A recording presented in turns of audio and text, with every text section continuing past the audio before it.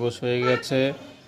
তো সুমি এখন ইউটিউবে এসেছে ভালো একটা জীবনসঙ্গীর আশায়, কারণ সুমির ওদিক দিয়ে সৎমা খুবই কষ্ট দেয় সুমির। একদিকে স্বামী নেই আর একদিকে সৎ মায়ের কষ্ট, সুমি খুব বিপদের মধ্যেই আছে। তো এখন সুমি বাধ্য হয়ে আবার সৎ মায়ের ঘরে উঠেছে, কারণ এত বড় পৃথিবীতে তার কোথাও যাওয়ার জায়গা নেই। তো সৎ মা এখন খুবই কষ্ট দিচ্ছে, আগে যেমন বিয়ের আগে একটু বেশি দিত, এখন তার থেকে আরও বেশি এখন কষ্ট দিচ্ছে। কিন্তু সুমি আর এখানে টিকতে পারছে না। তো সুমি চাচ্ছে যদি এই মুহূর্তে কোনো বয়স্ক পুরুষও যদি সুমিকে আপন করে নিতে পারে, বা কোনো বিবাহিত পুরুষও যদি তার দুঃখের মাঝে কেউ পাশে থাকে, সুমি তার সাথেই চলে যাবে। সে প্রবাসে থাকুক আর দেশে থাকুক, সুমির কোনো আপত্তি নেই।